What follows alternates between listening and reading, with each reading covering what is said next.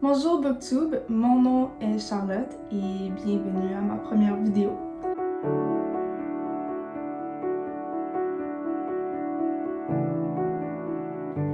Je voulais tout d'abord commencer à me présenter mes livres favoris de tous les temps pour vous donner un petit peu une idée de mes goûts, de qui je suis et de quoi à vous attendre pour le futur ici. Donc, tout d'abord, j'ai 21 ans prochainement, donc dans 2 semaines, 22 ans. Je suis une étudiante à l'université. Je vais donc à l'UQAM en études littéraires et j'ai fait un DEC, donc au cégep, également en littérature. Alors, c'est évident et facile de dire que j'ai vraiment une passion pour la lecture et l'écriture. J'ai déjà écrit mon premier roman également. Je vous tiendrai au courant ici ou sur mes autres réseaux sociaux, soit BookTok ou Bookstagram, que je mettrai les informations en description.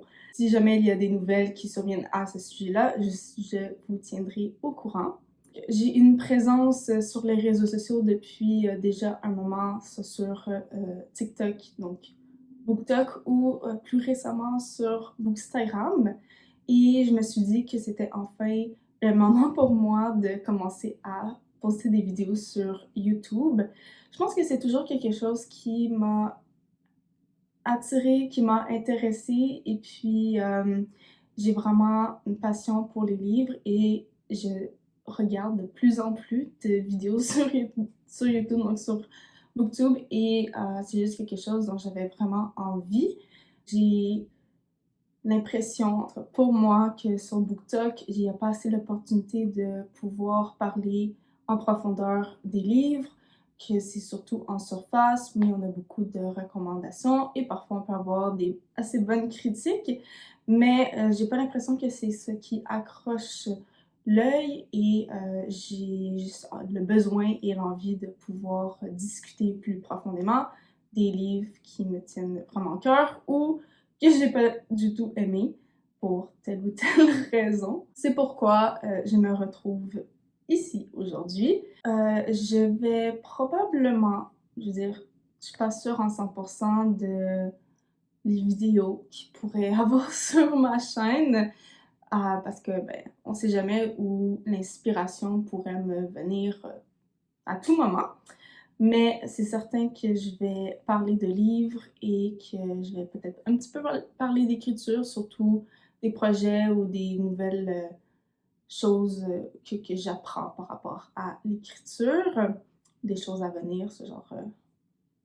Sinon, je suis aussi passionnée de mode et de beauté, donc de maquillage, et peut-être que ce sont des sujets qui vont survenir, qui sait. Pour ce qui est de mes goûts, en fait, de mes livres préférés, j'adore la fantaisie, la romantaisie et la fantaisie gothique, surtout. Plus spécifiquement, je pourrais pas vous décrire ou vous expliquer pourquoi, mais j'adore ça. C'est tout le temps ce que je finis par acheter. Je suis vraiment attirée et j'ai vraiment facilité à m'immerger dans ce genre d'univers. Pour ce qui est de mes livres préférés de tous les temps, je voudrais commencer par The Cruel Prince.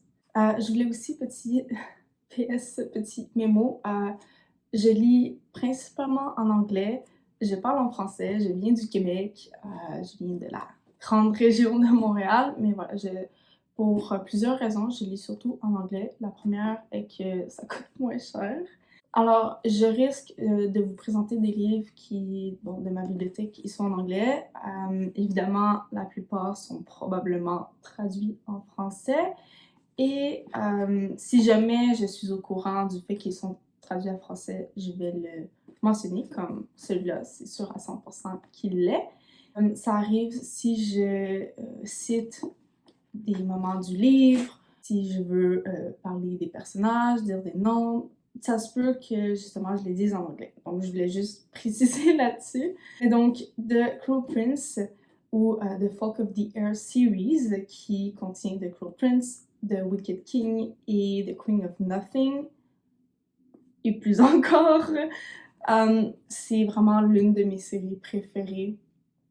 J'adore Jude et Carden et j'adore l'écriture de Holly Black et tout l'univers qu'elle a construit autour de Elpham, de ses personnages. Et peu importe, même quand on sort de cet univers-là et qu'on va vers autre chose, ça reste que l'écriture de Holly Black, elle est marquée par son univers. Et par exemple, comme Book of, The Book of Night, que j'ai beaucoup apprécié, peut-être pas autant que The Cruel Prince, mais qui a quand même été une lecture excellente et que je recommande. The Folk of the Year series a vraiment quelque chose de spécial pour moi. Je dirais que c'est la première série de fantasy ou de romantasy YA que j'ai lu. Et j'essaie de savoir quand est-ce que je l'ai lu, mais je pense que c'est en 2019 parce que sur l'étiquette, c'est écrit 2019. J'ai commencé à lire cette série parce que j'avais vu sur Pinterest un fan art de Judy Carden, j'imagine, et j'ai comme my jaw dropped. Et je suis allée voir dans les commentaires quelle était l'autrice, d'où ça venait, est-ce que c'était bien d'un livre. Et The Cruel Prince est arrivé dans ma vie. Puis c'est après The Cruel Prince que j'ai découvert tout un autre monde de livres dont je ne connaissais pas avant, tout grâce à celui-là. Et c'est pourquoi il a une place aussi importante dans mon cœur. Je l'ai déjà relu une fois, j'en ai même une édition de collection que je n'ai pas encore lue. Je me sens mal d'y toucher. Je disais, je veux pas être touchée parce qu'elle est tellement beau. Puis bon, évidemment, c'est une édition de collection, mais ça reste que je veux m'immerger dedans et je veux profiter du fait que je pense qu'il y a des dessins à l'intérieur. Puis je suis magnifique et c'est pour ça que je suis mitigée entre le fait qu'il est tellement beau que je veux pas y toucher, il est tellement beau que je veux l'ouvrir et le lire. Ça reste que je connais très bien l'histoire, je l'ai lu 2 fois et je ne cesserai jamais de recommander cette série. La première série, ou du moins les premiers livres que j'ai lus et qui ont fait de moi une lectrice, seraient les livres de Robin Hobbs. Je pense que j'ai commencé à les lire, j'avais 15 ans. J'ai eu du mal un petit peu à embarquer dans l'histoire, donc le premier tome est L'Assassin Royal. Donc c'est la série La Citadelle de l'Ombre que j'ai lu en français. Et le premier est L'Assassin Royal qui était incroyable. Et même si je me souviens pas de tout, je sais très bien que ça a vraiment débloqué quelque chose en moi, même si au départ j'ai de la difficulté à embarquer dans la série. Donc, avant ça, je n'étais pas une lectrice et puis j'ai eu besoin, à un moment de ma vie, de me réfugier dans quelque chose de nouveau, dans un autre monde, dans la vie de quelqu'un qui n'était pas la mienne. Et bon, je regardais beaucoup de télé, de Netflix à ce moment-là, mais je me suis vraiment immergée dans ces livres et ça a ouvert plein d'options pour moi que je n'avais jamais envisagées parce que je n'aimais pas lire. Puis en même temps, je lisais aussi After, donc la série Anna Todd. Bon, évidemment, j'ai vu les films aussi, qui ne sont pas aussi bons. Les derniers étaient pas si pires. Mais ouais, After, ça vraiment... Je dirais que ça, c'était la série de mon adolescence et que même si j'ai un petit peu une relation d'amour aujourd'hui avec et je sais jamais si je dois me débarrasser de mes livres ou au contraire les garder, il y a juste, ça a une place spéciale pour moi, tout simplement parce que c'est ce qui m'a fait tomber en amour avec la lecture. Donc, je voulais juste mentionner d'où mon bagage en livres et en littérature a commencé. Parce qu'avant, jamais j'aurais pensé à faire des études en littérature et jamais j'aurais pensé que j'aurais plus d'une bibliothèque. Alors, en voici une. Et jamais j'aurais pensé que je passerais tout mon temps à lire. Je ne regarde presque plus la télé. Je dirais que récemment, j'ai regardé My Lady Jane, qui était, oh mon Dieu, incroyable, incroyablement drôle, incroyablement émouvant, incroyablement original. J'ai vraiment adoré. C'est sur Prime. Si jamais vous vous demandez ou que vous ne l'avez pas encore vue, je vous conseille vraiment de la regarder. Je sais qu'il n'y aura pas de saison 2, malheureusement, parce qu'elle a été cancellée, mais ça ne nous empêche pas de regarder la saison. Et il y a comme une boucle à l'histoire. Donc. Sinon, j'ai regardé récemment la nouvelle saison d'Emily in Paris, qui était vraiment meilleure que celle d'avant. Mais sans vouloir rien dire quoi que ce soit si jamais vous ne l'avez pas regardé, pour moi, Gabrielle, c'est fini. Bonjour Marcello et bye bye Gabrielle. Voilà, tout ce que j'ai à dire. J'ai vraiment aimé aussi les outfits d'Emily cette saison, même si j'arrive toujours à apprécier son style et ses looks, même si un petit peu, des fois c'est un petit peu épileptique, peu importe. Cette saison-ci, j'ai vraiment trouvé que chez Emily, il y avait un développement de son caractère, de son personnage. Sylvie est toujours aussi incroyable qu'avant. Donc, ce qui est en matière de série, je dirais que pour l'instant, ça ressemble à ça. J'attends aussi grandement la prochaine saison de Bridgerton, qui, je pense, est l'une des séries où la série télé, donc l'adaptation à la télé est meilleure que les livres. Je dis ça, mais j'en ai seulement lu un. Mais j'ai été tellement déçue que ça me donne pas envie de lire les autres, même si j'en avais en acheté 2 autres. Et je pense pas que je vais les lire. Mais si je suis pour parler de d'autres livres qui m'ont marqué et auxquels je pense toujours et que je recommande sans cesse, il y aurait Diary of Blood. Ouais, Diary of Blood, qui est une réécriture de Dracula selon le point de vue de sa première épouse qui cherche à se venger. Donc ici, on parle de violence conjugale, bien évidemment. C'est une histoire de vampire, il y a du sang, il y a un peu d'action, mais elle raconte surtout toutes les façons, toutes les petites violences qu'il lui a faites. Et c'est dans une seule lettre. Donc, tout le long du livre, c'est une lettre.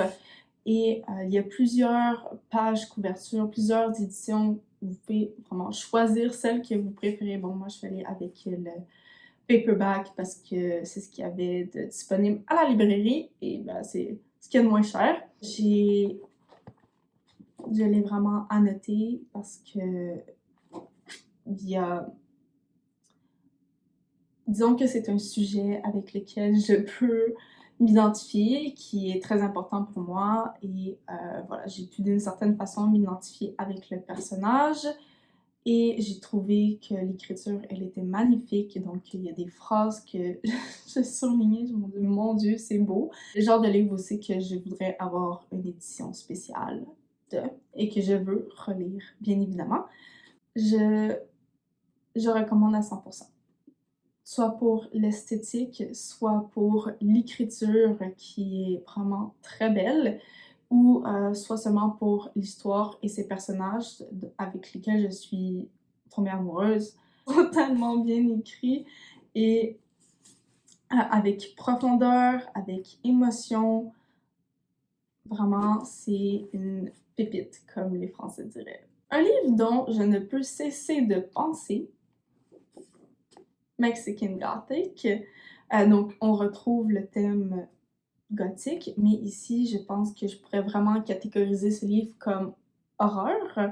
C'est assez spécial et définitivement le genre de livre qu'on ne peut jamais oublier. C'est peut-être pas aussi le livre que je relirais, peut-être dans 10 ans à voir, mais surtout que c'est plutôt court. Mais je veux définitivement lire d'autres livres de cette autrice et je recommande à tous ceux qui aiment l'horreur, le fantastique, les choses un petit peu étranges.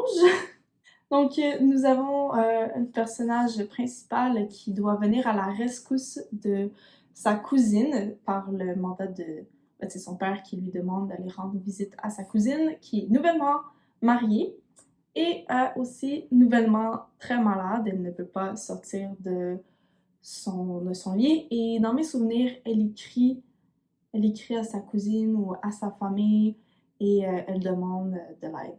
Notre personnage dont j'ai oublié le nom, Noémie. Noémie va chez sa cousine qui habite dans un petit village du Mexique, mais dans une maison de colonisateurs, en fait. Donc, la famille dans laquelle elle a épousé sont des descendants de colonisateurs. Et ce qui est un sujet que je trouve ici qui est très bien abordé, et je veux dire, c'est assez important dans l'histoire. Ça a vraiment un impact sur comment les choses se déroulent et le pourquoi du comment aussi.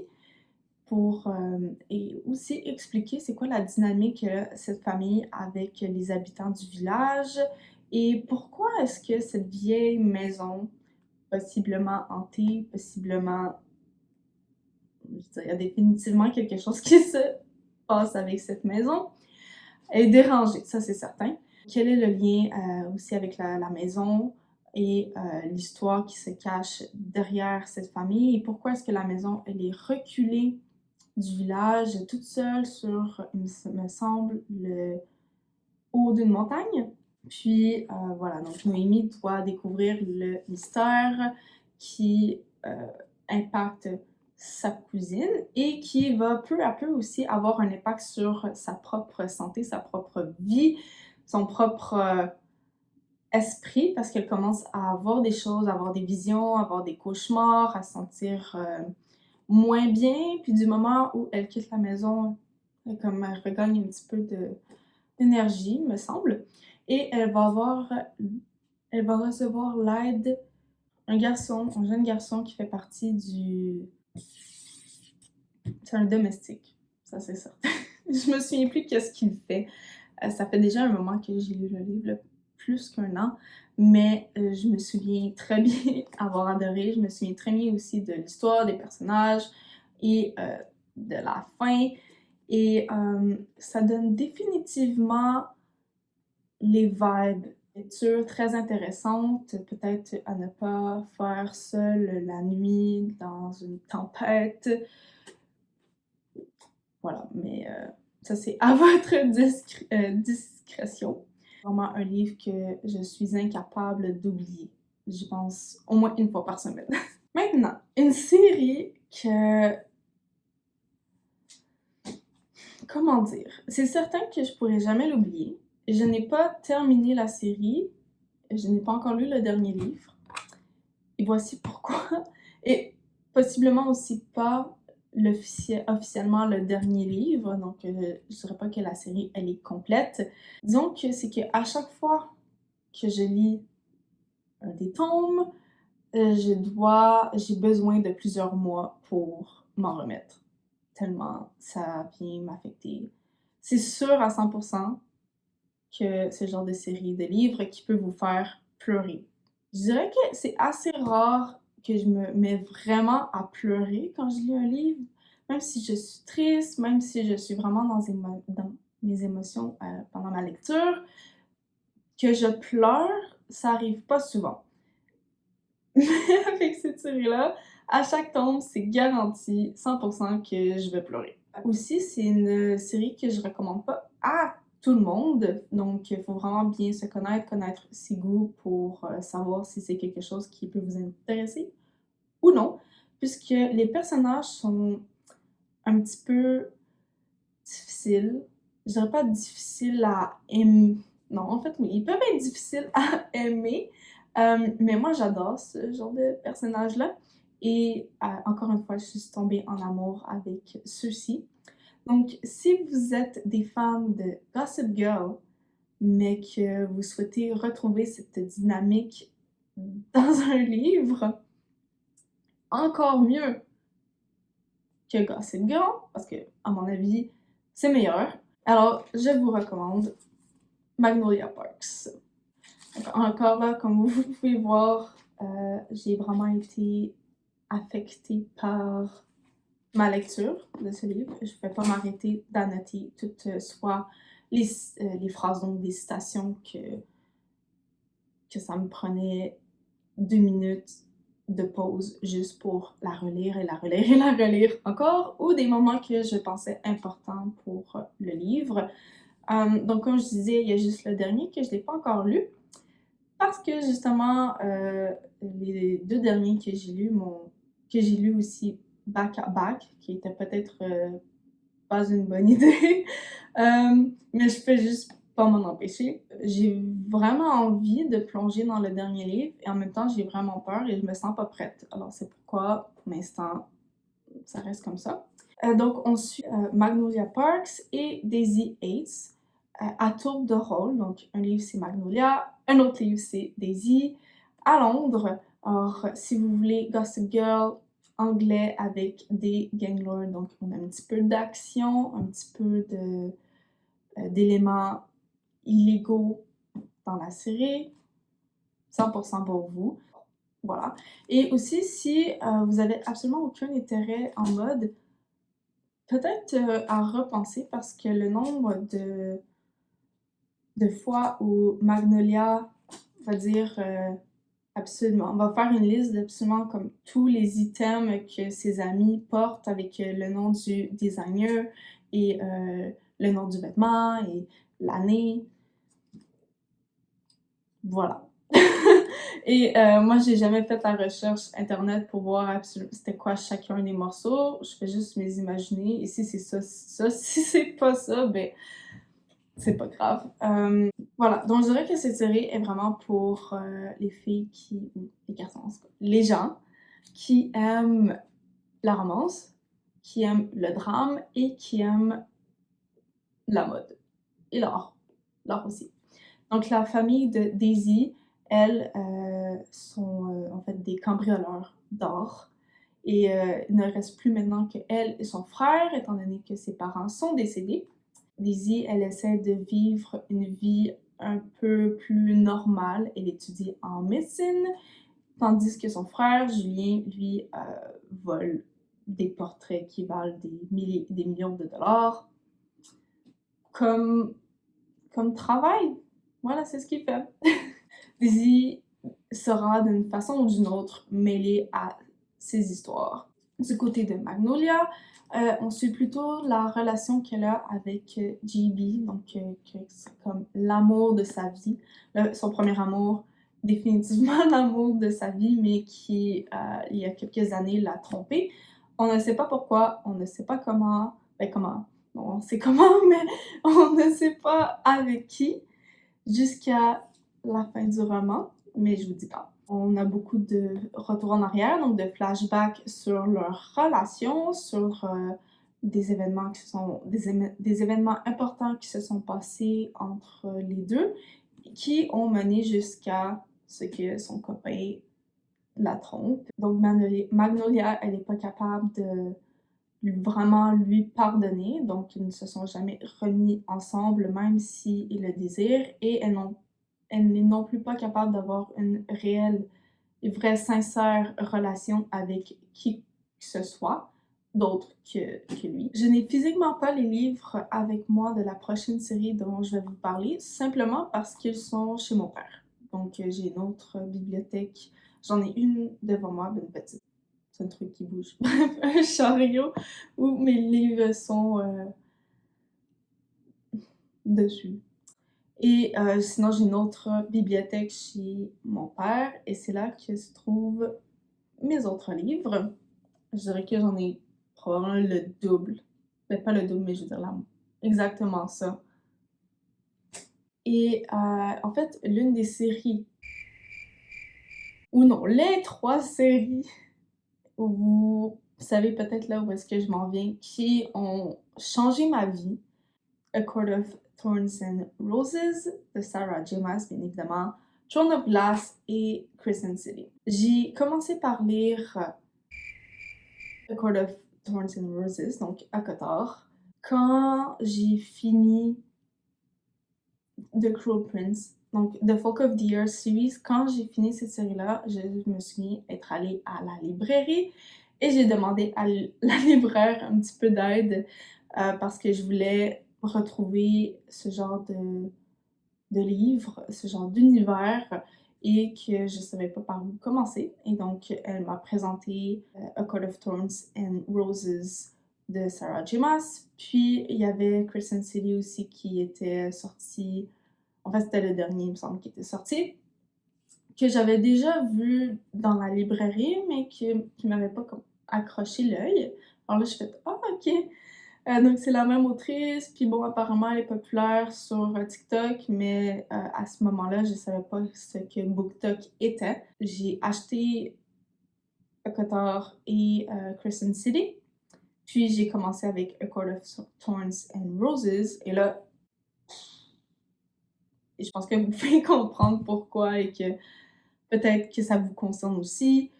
Peut-être pas, peut-être que vous avez pas aimé ou que vous avez tout simplement pas encore lu Sarah J. Maas. Mais dans mon cas, ça a juste complètement changé ma vie. Je pense que j'ai commencé à lire cette série au moment où j'en avais le plus besoin. C'est comme si ça m'est venu comme un cadeau de l'univers et que c'était ce dont j'avais besoin sans le savoir. Alors je passais à un moment de ma vie très difficile et je me suis complètement plongée dans cette série et j'en suis jamais ressortie vraiment. Donc ça fait peut-être depuis 2021, je pense que j'ai peut-être commencé ça il y a 3 ans. J'ai fini à 14 et ensuite j'ai lu les 2 premiers tomes de Crescent City. Puis ensuite, j'ai lu Throne of Glass. Puis ensuite, j'ai acheté le 3e tome de Crescent City que je n'ai toujours pas fini. Donc, je l'avais précommandé, je l'attendais tellement. Et j'ai un petit peu de difficulté à pousser et à le finir. Mais je vais y parvenir un jour, sûr à 100% avant la sortie du prochain livre, mais je pourrais pas dire quand.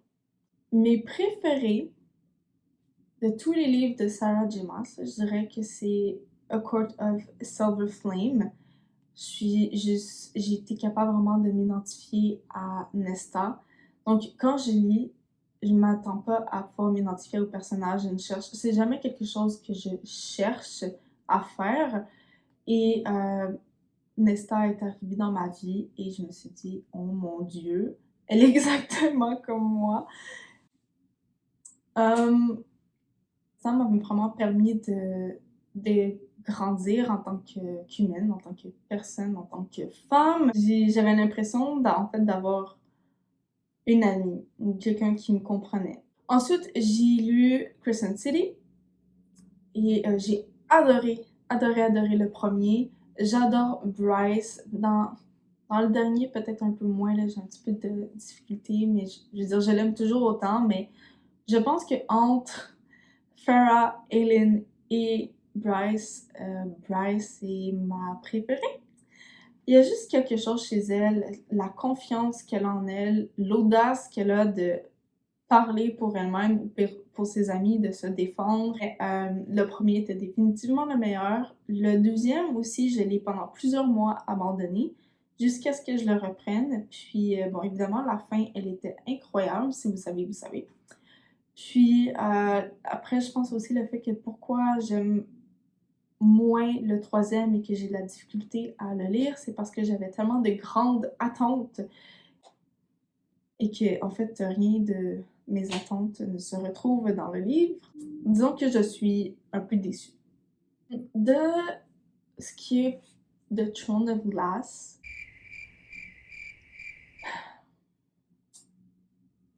cette série m'a mis dans le plus gros reading slump, dans le plus gros slump de ma vie.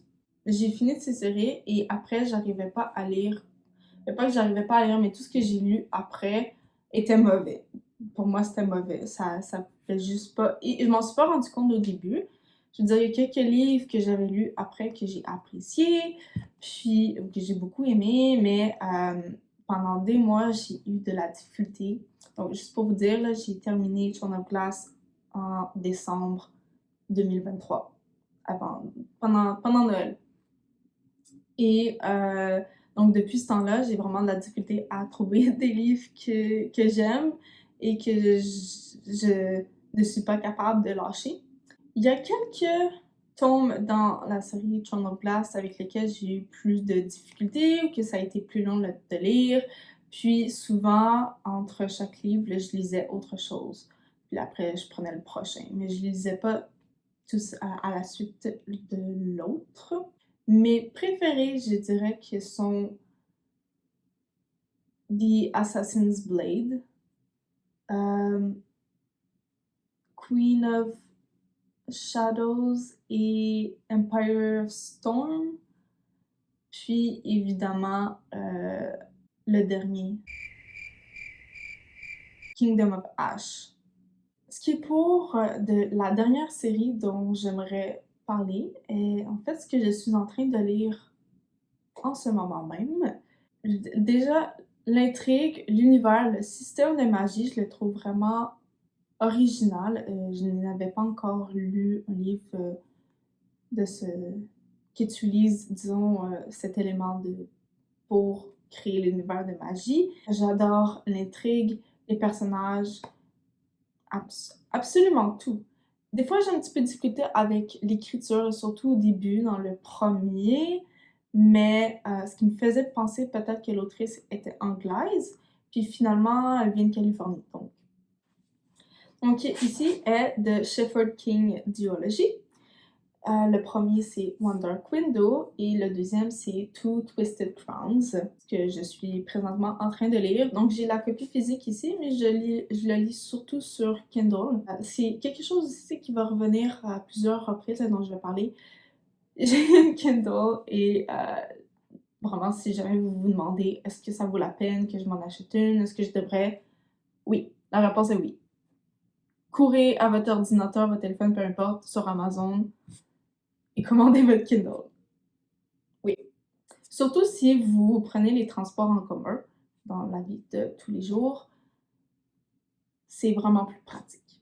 Mais pour ce qui est de Shepherd King Duology, nous suivons Elspeth. Vous voyez pourquoi je pensais que l'autrice était anglaise? J'ai vraiment de difficulté à dire son nom. En fait, c'est la première fois que je dis son nom à haute voix.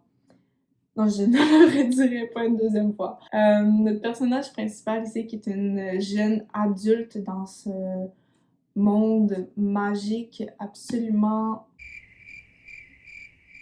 intriguant. Et elle ne peut pas vraiment sortir de chez elle. Donc, elle habite chez son oncle et sa tante. Et évidemment, elle est en relation avec son père, mais elle n'habite plus chez lui. Et disons qu'ils n'en semblent pas nécessairement très peinés. Elle vit chez sa tante et son oncle avec sa cousine Ione et elle n'ose pas vraiment sortir de chez elle étant donné qu'elle possède des pouvoirs, ce qui est très mal vu dans le royaume. Et que donc toute personne qui attrape, tout jeune enfant qui attrape l'infection et qui développe des signes voilà, de magie sont exécutés. Alors évidemment, elle ne peut pas trop sortir de chez elle ou se présenter devant le roi. Cependant, sa famille fait partie de la noblesse, du moins c'est des gens importants. Ils détiennent des cartes. Donc ce sont des cartes de tarot qui font partie en fait du système de magie de cet univers qui fonctionne avec ces cartes de tarot. Donc nous avons 12 cartes, il me semble. Et pour les faire fonctionner, il faut taper 3 fois dessus et ensuite on peut s'en servir. Donc la vidéo a coupé. Mon téléphone n'avait plus d'espace. Voilà, j'ai réglé le problème pour l'instant. Je suis plus sûre de quoi je parlais, mais dans tous les cas, je voulais juste dire que je suis vraiment impressionnée par l'originalité de cette série et que je suis plonger dans cet univers et que c'est comme s'il il aspire mon âme et je ne peux plus en sortir, je ne peux plus cesser de lire ce livre. Tout ce que je veux, c'est finir Two Twisted Crowns. Je pense qu'il me reste à peu près 100 pages. Et vraiment, la dernière chose que je veux faire, c'est faire mes travaux, mes lectures pour l'école, mes devoirs. Et je veux juste me replonger dans celui-ci. Notre personnage principal, comme je disais, elle possède de la magie. Et donc, c'est pourquoi elle ne sort pas de chez elle. Puis, elle a, à cause de cette magie, un monstre dans sa tête qui lui parle. C'est comme si c'était derrière, caché dans le fond de son esprit et parfois, du moins, de plus en plus, il fait des apparitions et un jour, elle marche dans la forêt et elle rencontre deux criminels qui l'accostent et qui commencent à lui poser des questions, à lui demander si elle a des cartes et d'où elle vient, blablabla. Puis elle finit par s'en sortir et éventuellement, elle va recroiser ces deux personnages. Puis j'en dis pas plus, mais donc fantasy gothique avec plus qu'un petit peu de romance.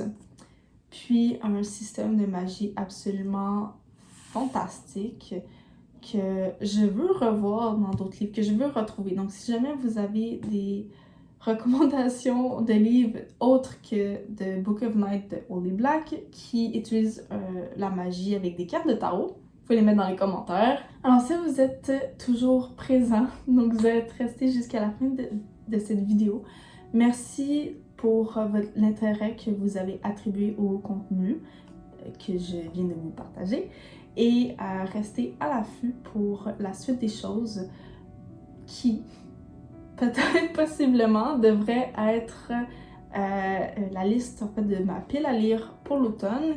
Et j'aimerais bien peut-être aussi faire un vlog du week-end de ma fête puisque je m'en vais dans le nord avec mes amis et possiblement qui pourrait avoir des choses assez intéressantes à partager pour en faire une vidéo.